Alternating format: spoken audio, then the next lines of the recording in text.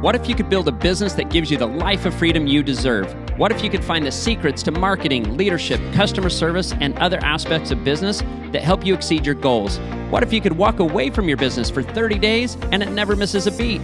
That's what this podcast is for, to help business leaders like you find freedom from the day-to-day grind and start spending your time doing the things you love. I'm Levi McClendon, and my co-host is Josh Taylor, and this is the Cheers to Freedom podcast.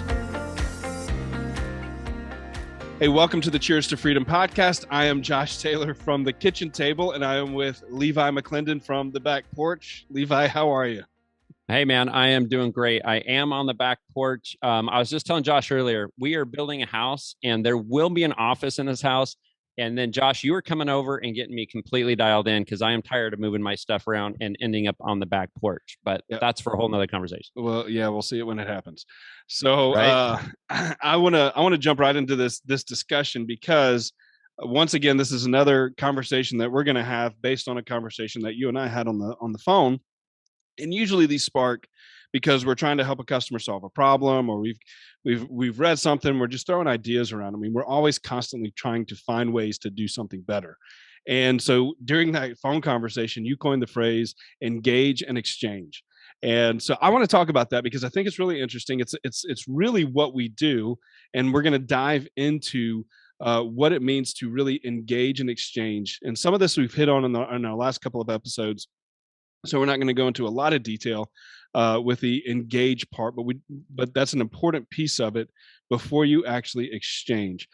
So Levi, tell me a little bit about this idea of engage and exchange, and then we'll jump into actually how it's done. Yeah, absolutely. As we were talking, Josh, what comes to mind to me is so many of our customers that are not. I'm going to talk about exchanging first, okay? So this whole idea of exchanging data, and I can tell you right now, 98% of those customers in the last 2.5, 3 years that I've talked to, when I ask them, what are you doing to exchange the car wash for somebody's phone number or email or piece of collateral, 98% are saying nothing. We've spent millions of dollars on these beautiful car washes. We have 140-foot tunnels. We have light shows. We have amazing vacuums. We have all of this stuff.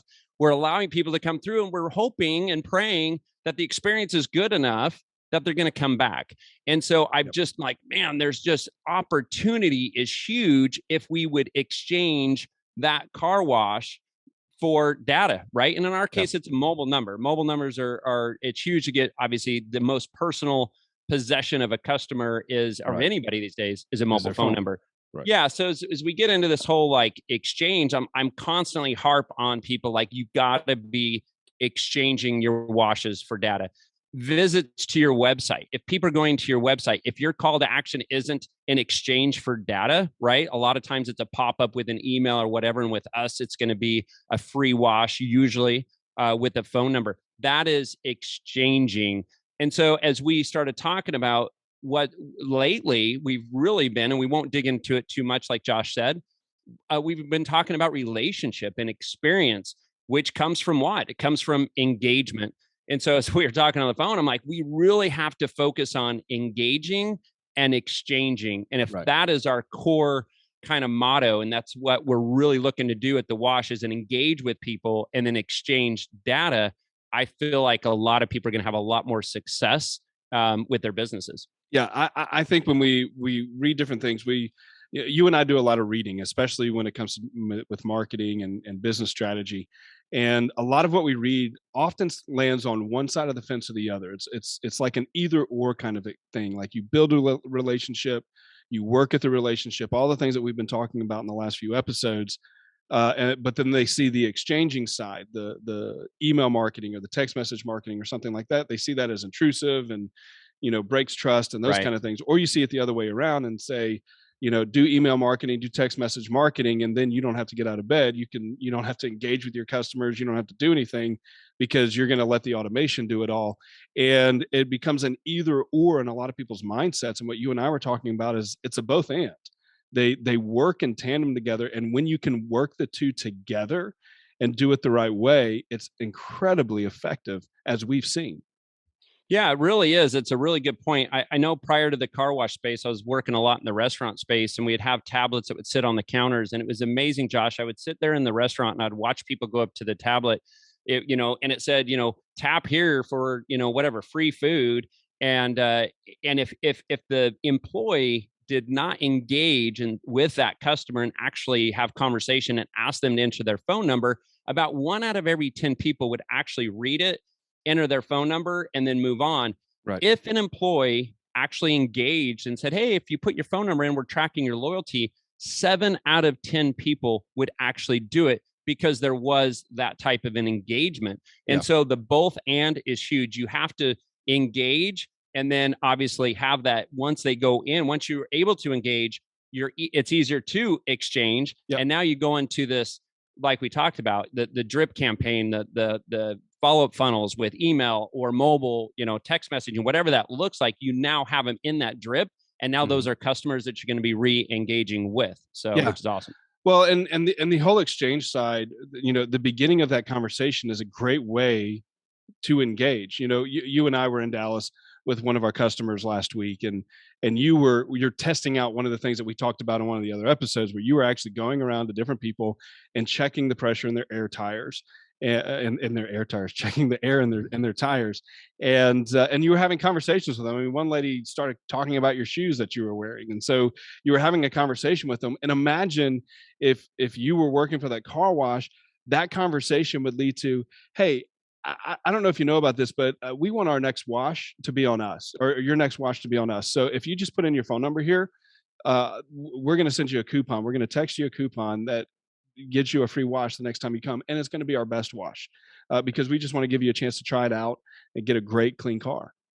Yeah, absolutely. And instead of going in, people don't like to be sold, Josh. I'm telling you that. I don't like to be sold. People don't like to. They like to buy things when they're ready to buy things, right? So if we focus on more of that relationship, as we've talked about, so we don't hound on that too much, but ultimately that exchange of conversation opens those doors to exchange a card, right? Imagine just having these handouts that you could say, hey, you know what? Thanks for coming in today. Next one's on us. And I know, Josh, I was handing people through the tunnel before they hit the tunnel. I was like, hey, roll down your window. And I had like these air fresheners and some different things.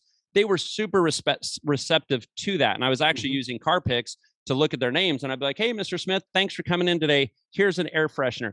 Imagine us knowing they're not a member because of car picks or something like that and saying, hey, thanks for stopping in. Next wash is on us. Boom. Thank you, Mr. Smith. That goes a long, long way. And now the focus for your employees, the focus for people on these sites isn't having to worry about, upsales and how are we going to sell them and what's the perfect pitch.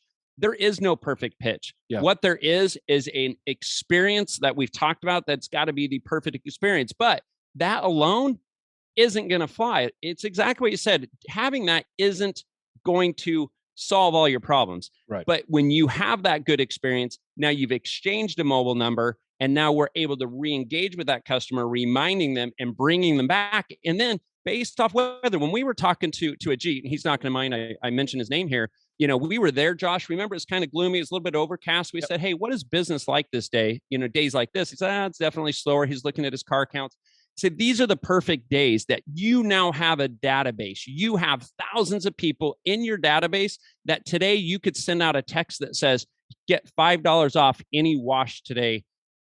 Click here. And literally you will drive traffic. You're paying people to be at the wash. We want people to come through the wash. I promise you that would absolutely drive traffic. And without exchanging data, you're not going to be able to do that. Yeah, absolutely. And, and with the card, where you're talking about handing them a card and saying, hey, we're so glad that you came here. Your next wash is on us. All that card has to say is your next wash is on us, or get your next wash free. Text this keyword to this number. And then they're into the database. Your employees don't have to sell unlimited memberships. They don't have to try to sell. You're not asking them to buy anything. It's very non-threatening. It's very not salesy. You're giving them something, and all they have to do is put in their phone number. It's that simple. And then you let the automation build that relationship and sell an unlimited membership down the road. Yeah. And through that, Josh, we're collecting a lot of data. A big thing right now is avatar, right? What's the avatar? Well, an avatar is your perfect customer. Who are your perfect customers? So stop guessing who your perfect customers are, and actually find out who they are. And we've been doing that lately with several of our customers that will, when people opt in, we'll say, hey, get your free car wash. They'll click a link, they'll enter their age, their birthday, because they want to join the birthday club, right? They'll enter their email, their age, their gender. It's amazing. And we are finding out who that perfect customer is. And here's the deal. Those coming to your wash, to me, that's your lowest hanging fruit. The people that are coming through your car wash, they're there not because you entice. Sometimes it is because they were off site, but a lot of times it's because they were driving by. They saw that you were building the site. It's convenient for them. So that is your perfect avatar. But who are they? Once you find out who they are, now your marketing is very specific and it's very dialed in. And so we call it smart marketing, right? We want to market smarter. And so the money you are going to spend needs to be targeted on those people who are actually in your area. And it's so stinking easy to do. You just got to put it in place. And when you're giving your best wash for free, people are going to fill out the information that you ask them. Now, I'm going to put you on the spot a little bit, so maybe you'll have the answer. I'm not very good on the fly like that, but anyway, yeah, we'll see. This whole podcast is on the fly. But you and I were having a conversation last week, and you've kind of polled me. You've polled different people and say, hey, do you think people will put in their license plate number if we asked for it on the form? And I was like, no way. No, nobody knows their license. And everybody that you asked told you, no, I don't think they will, because most people don't know their license plate number. Well, you went back and looked at the data, because we actually had a couple of car washes where we were asking for the license plate number of people. And do you remember what the percentage was of the people that actually put in their license plate number? Yeah, of course. I know this because I was very interested in finding out myself. And here, and you got to prove a bunch of people wrong. I did. It was awesome. But here's the deal, Josh. We talked about this in our first or second episode. You can't go off your gut. You can't go off of what you would do. Maybe you wouldn't do it, but man, when you're giving away a $20, $25, $30 value car wash, to you, you're thinking, oh, it's only cost us $3 to $5, not a big deal. But to the consumer, I'm telling you, they're going to do things to give you the data. 72% of people that we asked gave a license plate number. With that number, okay, we will get to this in another episode. Gosh, I don't even want to go down this road right now. It's going to be awesome. We're going to be able to take that license plate number along with our program, Josh, and actually start marketing to non-members based off of frequency, utilizing your on-site IP cameras. Okay, I'm just little teaser. We'll save that for another episode.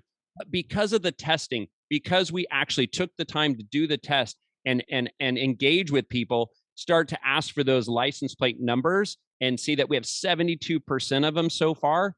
That's pretty awesome. It's going to really open some doors to some cool marketing. So those of you that were like me were saying, people won't fill out all of this, that especially their license plate, 72%. So I was wrong. You were right, Levi. But I wasn't sure, man.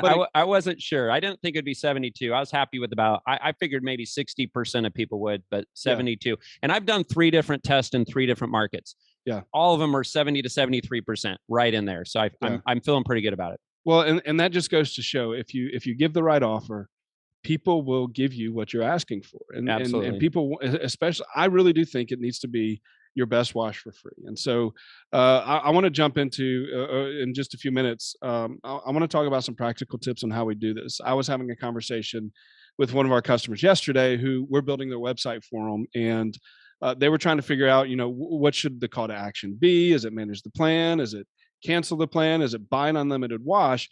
And so we got into this kind of conversation. And I told them, well, what if you had a button on your website that just said, get your next wash free, or get your free wash?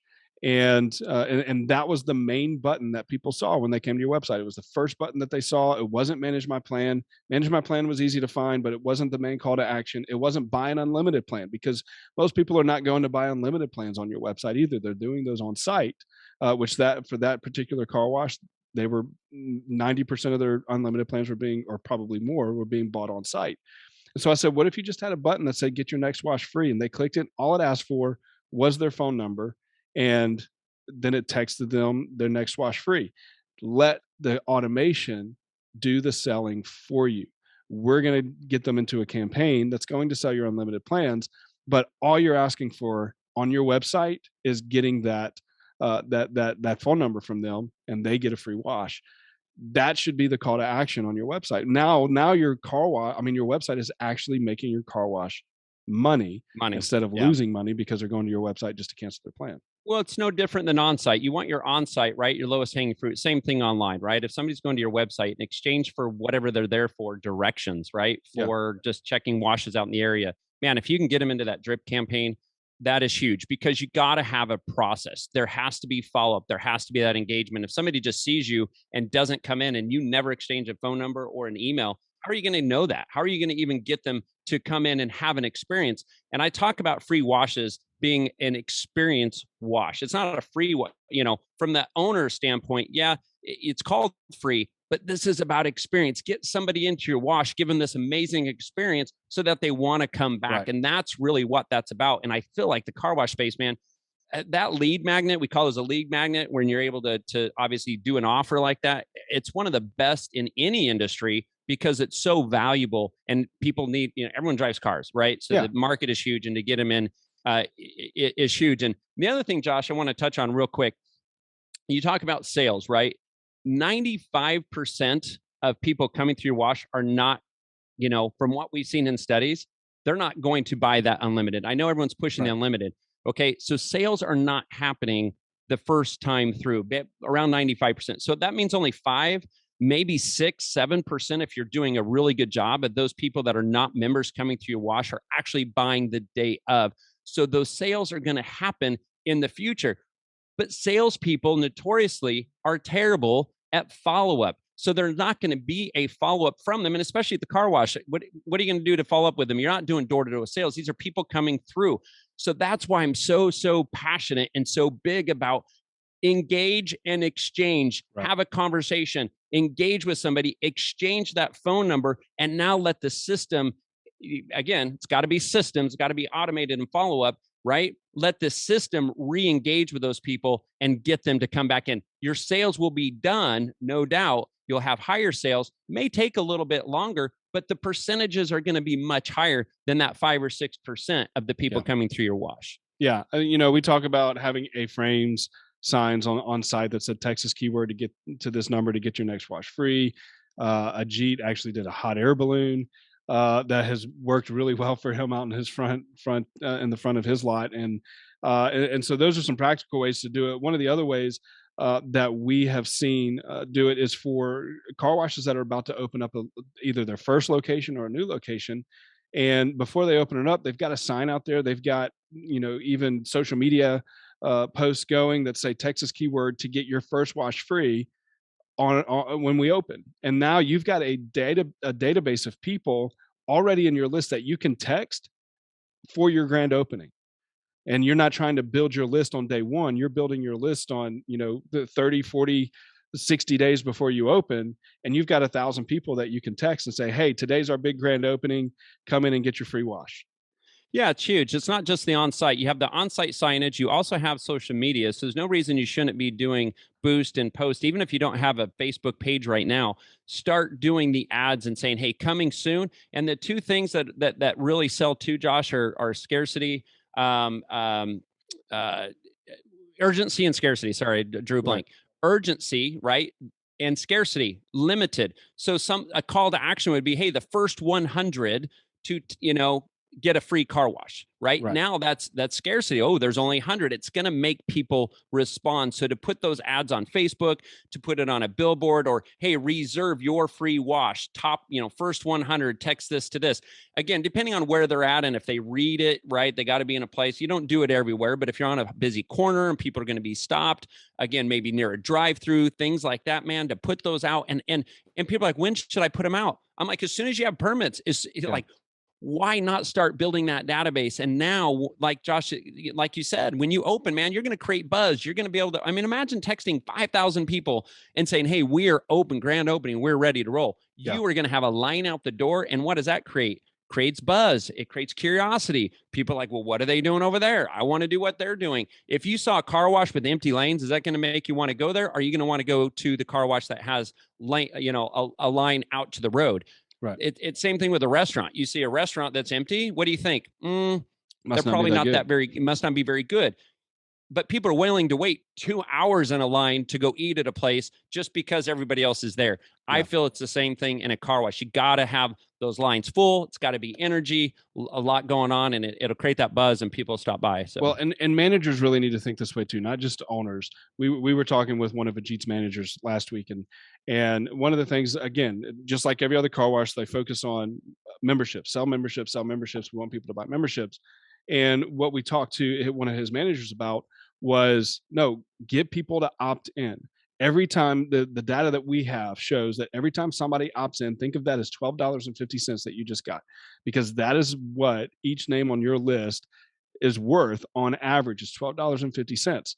Get people into that list and then let that automation begin to build that relationship with them and sell them through that. Your relationship with your customers shouldn't be only when they show up to your lot, because the reality is for most of the car washes that we've seen, there's not a lot of relationship happening on site. That's got to be very intentional, and there's got to be a lot of training with your employees. And so the relationship that you have with your customers doesn't just need to be on site. It needs to be, and it needs to happen, but that's not the only place it needs to happen. And we build that through our text messaging automation, letting people know about specials, letting people know when we're closed, when we're open, storms, a great day to get a wash. Hey, we're running, $5 off today. It's our rainy day or cloudy day discount or whatever. And we build that relationship with those customers, and we let that do the selling of the memberships. Absolutely. And now all the pressure is off your employees, and all they have to do is greet the customers, be kind to them, hand them a card and say, hey, we want your next wash to be on us. Yep. Hands them a card that says, text this keyword to this number and get your free wash. Absolutely. So, cool. Cool. Well, I think this is really valuable, and this is stuff that we're going to be talking about in the future, because again, this is what we do. And whether you're using OpSpot or not, I really do think that you've got to start collecting your customers' data, because if you're not collecting your customers' data, I can't imagine the amount of money you're leaving on the table. Yep. If you're just leaving it up to your signs and your social media and Mark Zuckerberg to do all of your business strategy for you. So thanks, Levi. I think that was helpful. And we'll see you guys next time on the Cheers to Freedom podcast. Awesome. Thanks, Josh. Until next time. Cheers. Cheers.